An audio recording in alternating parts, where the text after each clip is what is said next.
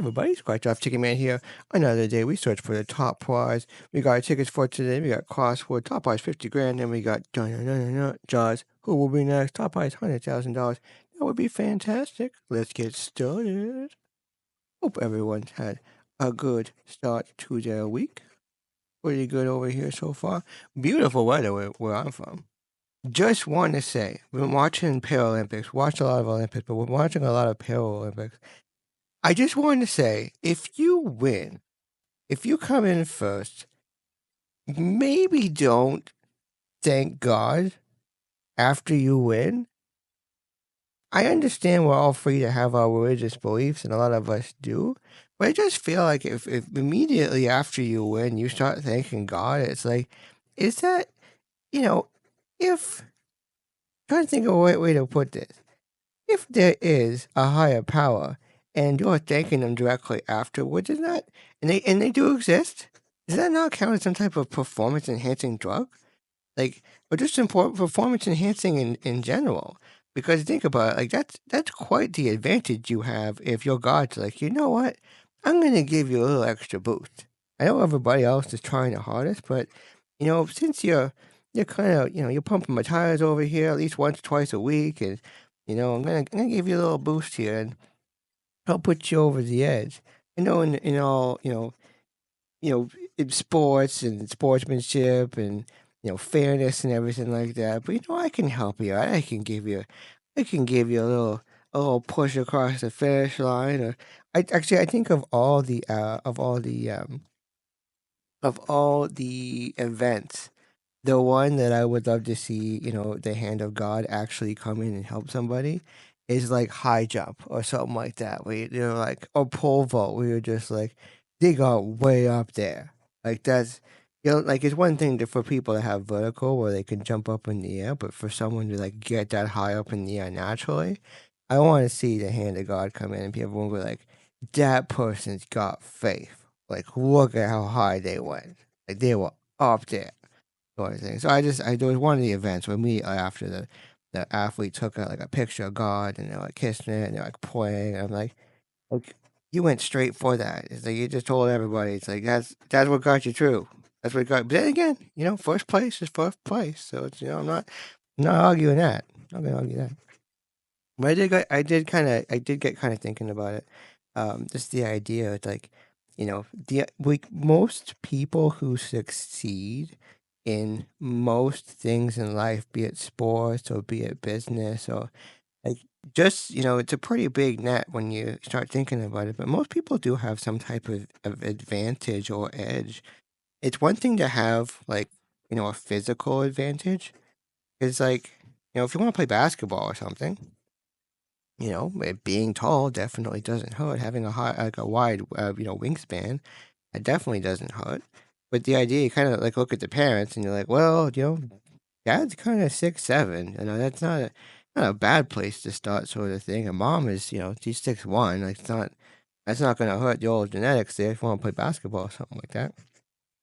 But then there's the idea too. There's the financial edge that could be there as well. It's like, oh, I just always wanted to be a swimmer and I just wanted to be a swimmer and stuff like that.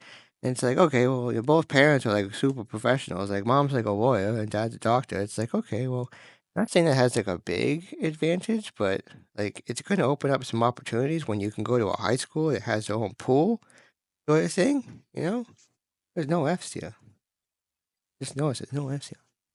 So there's a financial edge that could be there, but then there's like I think one of the biggest ones of all, and it kind of where everything, all most of the rivers and tributaries kind of lead themselves to is just network advantage, and oftentimes it comes from if the parents are well-to-do or the grandparents are well-to-do, like they often are hanging out with other well-to-do people, and from there it's like you can get these unfair.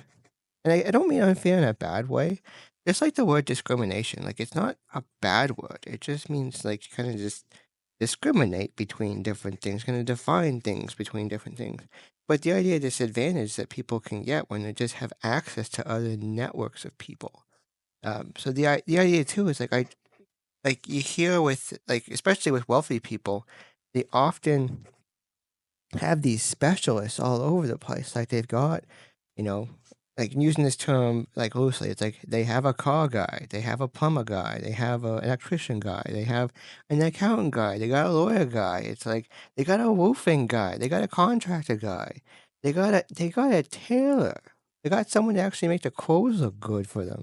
Like they have all these people that can kind of come into this network and make some of the, I don't want to say just make it easier, but they can make some of the decision making easier because they have a professional that they actually trust their opinion, and so like that comes in huge. So if you do want to be be a swimmer or something like that, they probably know someone that they can call to figure out for coaching, or know where the good school is for that, or know go like they know where the good infrastructure actually is to actually advance in these things. So the network, it's like being able to ask somebody, like that's the OG Google. It's just having a network of people that you can ask, because instead of trying to do all the work yourself to figure these things out, and one of the best ways that I heard it put to me, it's like the information has already been organized for you. Shout out to Alex Hormozy for that one, but the information's already been organized. We just got Hugh. Information's already been organized, so you don't need to start from zero all the time. And I find that that's talking about advantages. It's like that's one of the things that, you know, lower income or just like, and it's hard saying this, but like less educated, it's like it's hard because you just don't have that infrastructure. So you're missing that basic edge right off the bat, sort of thing. So start thinking more about it, just that edge that's there. It's like if there's one thing, it's like maybe you don't want money. Maybe you don't want, you don't need the physical edge or anything like that. It's like you just need your way to get into the actual network that's there. And that's the idea. And people are like, you just got to get into the company. You just got to get into the mailroom, or you just got to get in somewhere, and then you can start meeting people. And it's like, that's what they're talking about. It's not getting in and working hard and working your way up. It's really just getting in and being in a position where you can meet people and you can see people and be seen. And if your plan is to work your way up, by all means, that's going to be great. But like the bigger picture is just getting access to the people. And once you have access to the people, you might get some opportunities thrown your way. You'd be surprised how many times people just need someone who knows how to push the button. And it's like, hey, can you come in today? So and so sick, and we need someone to push the button. Can you do it? You're like, yeah, I can totally do this. You're not thinking like, oh, let me figure this out. It's like, I'm ready to go. Put me in, coach. I can do this. I can do this. And that's the unfair advantage. Oh, how'd you start here? Well, they needed somebody, and I was ready. Well, did you train? Nope, but I saw what they were doing, and I'm ready to go. All right, I think we just got Hugh on this one. I enjoyed this scratch. This scratch. I thought it was pretty good. We could use an A. We could have used an R. We could use a Y. We could have used a B. That would have cleared like the whole board pretty much. That would have been pretty good. Lock's a weird word. It's a weird word. It's a weird name too. Lock. Lock. All right, moving on to who will be next. Not having a lot of faith in these cards anymore. We're talking about believing in higher power and stuff like that. I thought they'd be better. I really thought I was excited about these cards. I see some of the other channels. I say like Fix and Scratch and stuff like that. I see some of those channels and like they have these basically just straight numbers. It's almost like a lot, like not say like a lottery, but it's just like straight numbers sort of thing. All right, I'm gonna just dirty scratch it. Gonna give you a little dirty scratch. Oh, it just feels so wrong, but at the same time it feels so right.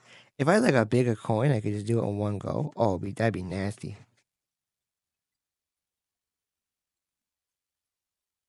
One of the things too, we're talking about like just advantages and edges and stuff like that. I think it's like there's always the time when like kids are like looking for like advice, like looking for $100,000 under that 20. I can see it. I can see it. They're always looking for like they're always looking for advice from like their guidance counselors in high school and stuff like that. And it's one of those things where they're kind of like if you could be honest in high school, you'd just be like, okay, what do you want to be when you grow up? And the kids start talking, and you could just kind of stress them, be like, actually, tell me what your parents do for a living, what do your grandparents do, and just start there and be like, listen, I know you want to be this, but I would choose from this or that because your parents can get you in probably. And if the parents don't actually have any advantages with their jobs and stuff like that, and I know you want to point out things, but it's just if they're working, I don't even want to say it, but if you're working in some service industry jobs and factory jobs and stuff like that, be like, you know what, like that's an easy in for those things, but for the most part, like you need to work on your edge. Also, I think that's one of those things too, where if you're looking to get an edge, like that's where it's a whole big topic talking about marriage and stuff like that. But the idea with marriage, like that is that's the hack if you're looking to change a network. Because you can go laterally, you can kind of monkey wrench yourself over into another family and have access to their network, and that can be a thing. That's a huge topic, though.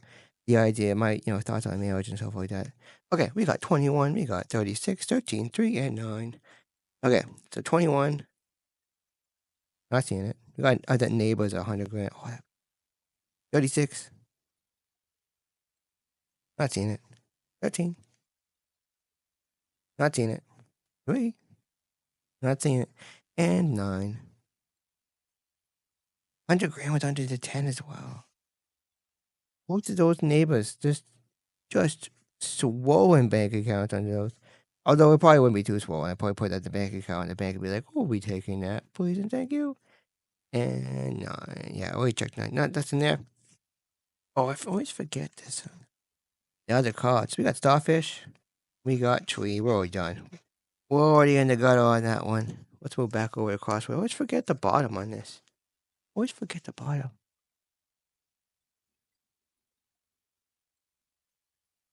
Okay, we got sunglasses.